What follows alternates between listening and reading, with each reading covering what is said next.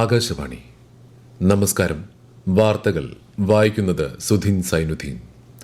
പ്രിയ ശ്രോതാക്കൾക്ക് ആകാശവാണി തിരുവനന്തപുരം പ്രാദേശിക വാർത്താ വിഭാഗത്തിന്റെ പുതുവത്സരാശംസകൾ. പ്രധാന വാർത്തകൾ. പുത്തൻ പ്രതീക്ഷകളുമായി പുതുവർഷത്തെ വരവേറ്റ ലോകം. ജനങ്ങൾക്ക് ആശംസകൾ നേർന്ന് രാഷ്ട്രപതി, ഉപരാഷ്ട്രപതി ഉൾപ്പെടെയുള്ള പ്രമുഖർ. ഗംഗാ ശുചീകരണ ദേശീയ ദൌത്യത്തിന്റെ കീഴിൽ 272 കോടി രൂപയുടെ പദ്ധതിക്ക് കേന്ദ്ര സർക്കാർ അംഗീകാരം നൽകി. പുതുമയും ധൈര്യവും പ്രകടമാക്കുന്ന പ്രചോദനാത്മക പ്രതിഭകളുടെ ശക്തി കേന്ദ്രമാണ് ഇന്ത്യയെന്ന് പ്രധാനമന്ത്രി നരേന്ദ്രമോദി. മാലിന്യം വലിച്ചെറിയുന്ന ശീലം ഉപേക്ഷിക്കുക എന്ന ലക്ഷ്യവുമായി വലിച്ചെറിയൽ വിരുദ്ധ വാരത്തിന് കേരളത്തിൽ ഇന്ന് തുടക്കം. സന്തോഷ് ട്രോഫി ഫുട്ബോളിൽ 33ാം കിരീട നേട്ടവുമായി പശ്ചിമബംഗാൾ. ഫൈനലിൽ കേരളത്തെ തോൽപ്പിച്ചത് ഏകപക്ഷീയമായ 1 ഗോളിന്. വാർത്തകൾ വിശദമായി. പുത്തൻ പ്രതീക്ഷകളുമായി പുതുവർഷത്തെ വരവേറ്റ് ലോകം. പുതുവർഷത്തോടനുബന്ധിച്ച് ഒട്ടേറെ ആഘോഷ പരിപാടികൾ നടന്നു.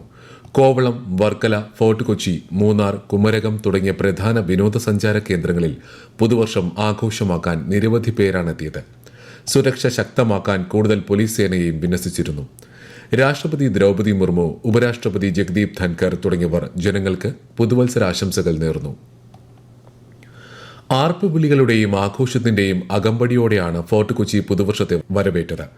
കുറ്റൻ പാപ്പാഞ്ഞിയെ കത്തിക്കുന്നതിന് സാക്ഷ്യം വഹിക്കാൻ ആയിരക്കണക്കിന് ആളുകളാണ് എത്തിയത്. മുൻ പ്രധാനമന്ത്രി ഡോക്ടർ മൻമോഹൻ സിംഗിന്റെ നിര്യാണത്തെ തുടർന്ന് ദുഃഖാചരണം പ്രഖ്യാപിച്ചിരിക്കുന്നതിനാൽ ഫോർട്ട് കൊച്ചി പരേഡ് ഗ്രൌണ്ടിൽ പപ്പാഞ്ഞിയെ കത്തിക്കുന്ന ചടങ്ങ് ഒഴിവാക്കിയിരുന്നു. ഗംഗാ ശുചീകരണ ദേശീയ ദൌത്യത്തിന്റെ കീഴിൽ ഉത്തർപ്രദേശിലെ ചന്ദൌലി, മണിപ്പൂർ എന്നിവിടങ്ങളിൽ 272 കോടി രൂപയുടെ പദ്ധതിക്ക് കേന്ദ്ര സർക്കാർ അംഗീകാരം നൽകി. ഈ സംരംഭങ്ങളിലൂടെ നദിയുടെ ശുചിത്വം, സുസ്ഥിര വികസനം, പാരിസ്ഥിതികവും സാംസ്കാരികവുമായ പ്രാധാന്യത്തിന്റെ സംരക്ഷണം എന്നിവ ലക്ഷ്യമിടുന്നു. ബീഹാറിലെ ബക്സറിൽ നദീ സംരക്ഷണത്തിന്റെ ഭാഗമായി പ്രതിദിനം 50 ദശലക്ഷം ലിറ്റർ ശേഷിയുള്ള അത്യാധുനിക മലിനജല സംസ്കരണ പ്ലാന്റ് നിർമ്മിക്കാനുള്ള പദ്ധതിക്കും കേന്ദ്രം അനുമതി നൽകി. പുതുമയും ധൈര്യവും പ്രകടമാക്കുന്ന പ്രചോദനാത്മക പ്രതിഭകളുടെ ശക്തി കേന്ദ്രമാണ് ഇന്ത്യയെന്ന് പ്രധാനമന്ത്രി നരേന്ദ്രമോദി. വാരാണസിയിലെ വനിതകളുടെ കൂട്ടായ്മയായ ഗ്രീൻ ആർമിയെ അഭിനന്ദിച്ചുകൊണ്ടുള്ള സമൂഹമാധ്യമ പോസ്റ്റിലാണ് പ്രധാനമന്ത്രി ഇക്കാര്യം പറഞ്ഞത്. മയക്കുമരുന്ന്, ചൂതാട്ടം, സ്ത്രീധനം തുടങ്ങിയവയ്ക്കെതിരെയുള്ള ബോധവൽക്കരണം ഉൾപ്പെടെയുള്ള പ്രവർത്തനങ്ങൾക്ക് നേതൃത്വം നൽകുന്ന നിശ്ചയദാർഢ്യമുള്ള സ്ത്രീകളുടെ കൂട്ടായ്മയാണ് ഗ്രീൻ ആർമിയെന്ന് പ്രധാനമന്ത്രി പറഞ്ഞു. ഇന്തോ പസഫിക്കിലെ സുസ്ഥിരതയ്ക്കും പുരോഗതിക്കുമുള്ള സുപ്രധാന ശക്തിയായി ക്വാഡ് നിലകൊള്ളുന്നുവെന്ന് വിദേശകാര്യമന്ത്രി എസ് ജയശങ്കർ. ഓസ്ട്രേലിയൻ വിദേശകാര്യമന്ത്രി പെന്നി വോങ്ങും ജാപ്പനീസ് വിദേശകാര്യമന്ത്രി തകേഷി ഇവായയും അമേരിക്കൻ സ്റ്റേറ്റ് സെക്രട്ടറി ആന്റണി ബ്ലിങ്കനുമായും ചേർന്ന് പ്രദേശത്തെ ആവശ്യങ്ങൾ അഭിസംബോധന ചെയ്യുന്നതിനുള്ള പ്രതിബദ്ധത അദ്ദേഹം സമൂഹമാധ്യമത്തിലൂടെ ആവർത്തിച്ചു. 2004 ഇന്ത്യൻ മഹാസമുദ്രത്തിലുണ്ടായ ഭൂകമ്പത്തിലും സുനാമിയിലും ദുരിതബാധിതരായ ജനങ്ങളെ പിന്തുണയ്ക്കുന്നതിനായി ഒരുമിച്ച ഓസ്ട്രേലിയ, ഇന്ത്യ, ജപ്പാൻ, US എന്നീ രാജ്യങ്ങളുടെ കൂട്ടായ്മയാണ് ക്വാഡ്. മനുഷ്യനെ ബഹിരാകാശത്തെത്തിക്കുന്നതിനുള്ള ഇന്ത്യയുടെ ഗഗൻയാൻ ദൌത്യത്തിന്റെ പരീക്ഷണ പറക്കൽ തുടരുകയാണെന്ന് കേന്ദ്രമന്ത്രി ജിതേന്ദ്ര സിംഗ്. ദൌത്യത്തിൽ ഉൾപ്പെട്ടിരിക്കുന്ന വിവിധ മൊഡ്യൂളുകളുടെ പരീക്ഷണ പറക്കൽ നടക്കുകയാണെന്നും ദൌത്യത്തിന്റെ അവസാനഘട്ട പറക്കലിൽ മനുഷ്യന് പകരം ഒരു വനിതാ റോബോട്ടിനെ അയക്കുമെന്നും അദ്ദേഹം അറിയിച്ചു. की अब ये हमारी टेस्ट फ्लाइट्स चल रही हैं. अलग अलग मॉड्यूल्स का और अलग अलग फंक्शंस का टेस्ट फ्लाइट्स एक श्रृंखलाबद्ध तरीके के साथ होता है. वो सिलसिला जारी है, लगभग समाप्त होने को है. जब वो सारा संपन्न हो जाएगा तो फिर एक फाइनल हमारे फ्लाइट रहेगी, तो उसमें भी एक मानव जीवित ना जाकर के एक रोबो जाएंगे और वो रोबो फीमेल रोबोट होंगे. രാജ്യത്തെ മൊത്തം വാർഷിക ഭൂഗർഭജല റീചാർജ് 15 ലക്ഷം കോടി ക്യൂബിക് മീറ്ററായി കൂടിയെന്ന് കേന്ദ്രമന്ത്രി CR പാട്ടീൽ.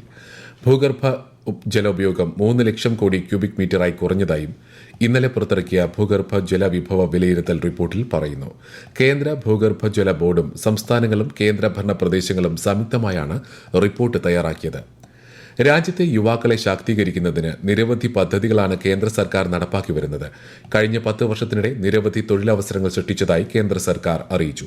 3ാം നരേന്ദ്രമോദി സർക്കാർ അധികാരത്തിലേറി ആദ്യ 100 ദിവസങ്ങൾക്കുള്ളിൽ 15,000-ലധികം യുവാക്കൾക്ക് സർക്കാർ ജോലികൾക്കായി നിയമന കത്തുകൾ കൈമാറിയിട്ടുണ്ട്. ഈ വാർത്തകൾ ആകാശവാണിയിൽ നിന്ന്. ആകാശവാണി വാർത്തകളും വാർത്താ അധിഷ്ഠിത പരിപാടികളും All India Radio news Thiruvananthapuram YouTube ചാനലിലും at All India Radio news Thiruvananthapuram Facebook പേജിലും AIR ന്യൂസ് _ തിരുവനന്തപുരം ഇൻസ്റ്റഗ്രാം അക്കൌണ്ടിലും at AIR news _ TVM X ഹാൻഡിലും ലഭ്യമാണ്. മാലിന്യം വലിച്ചെറിയുന്ന ശീലം ഉപേക്ഷിക്കാൻ കേരളത്തിൽ ഇന്നു മുതൽ വലിച്ചെറിയൽ വിരുദ്ധ വാരം ആചരിക്കും. ഈ ആഴ്ച ജനപ്രതിനിധികളുടെയും സംഘടനകളുടെയും നേതൃത്വത്തിൽ ബോധവൽക്കരണ പ്രവർത്തനങ്ങൾ നടത്തും. റോഡുകളിൽ മാലിന്യം വലിച്ചെറിയുന്നത് തടയാൻ തദ്ദേശ സ്ഥാപനങ്ങൾ പൊതുബിന്നുകൾ കൂടുതലായി സ്ഥാപിക്കും. എല്ലാ ജംഗ്ഷനുകളിലും ഈ മാസം 20-നകം ജനകീയ സമിതികൾ രൂപീകരിക്കും. സ്വർണത്തിന്റെയും മറ്റ് വിലയേറിയ രത്നങ്ങളുടെയും 10 ലക്ഷമോ അതിനു മുകളിലോ മൂല്യമുള്ള ചരക്ക് നീക്കത്തിന് കേരളത്തിനുള്ളിൽ ഇന്നു മുതൽ ഇ-വേ ബിൽ നിർബന്ധമാക്കി. സപ്ലൈ ആവശ്യങ്ങൾക്കും പ്രദർശനം, ഹാൾമാർക്കിംഗ് തുടങ്ങിയ ഇതര ആവശ്യങ്ങൾക്കും ഇനി മുതൽ ഇ-വേ ബിൽ നിർബന്ധമാണെന്ന് സംസ്ഥാന GST വകുപ്പ് അറിയിച്ചു. കേരള ഗവർണറായി രാജേന്ദ്ര വിശ്വനാഥ് ആർലേക്കർ നാളെ സത്യപ്രതിജ്ഞ ചെയ്യും. രാജ്ഭവൻ ഓഡിറ്റോറിയത്തിൽ രാവിലെ 10:30 നടക്കുന്ന ചടങ്ങിൽ ഹൈക്കോടതി ചീഫ് ജസ്റ്റിസ് മുമ്പാകെയാണ് സത്യപ്രതിജ്ഞ. ഇന്ന് വൈകുന്നേരം തിരുവനന്തപുരം വിമാനത്താവളത്തിലെത്തുന്ന നിയുക്ത ഗവർണറെ മുഖ്യമന്ത്രി പിണറായി വിജയൻ, സ്പീക്കർ AN ഷംസീർ, മന്ത്രിമാർ തുടങ്ങിയവർ ചേർന്ന് സ്വീകരിക്കും.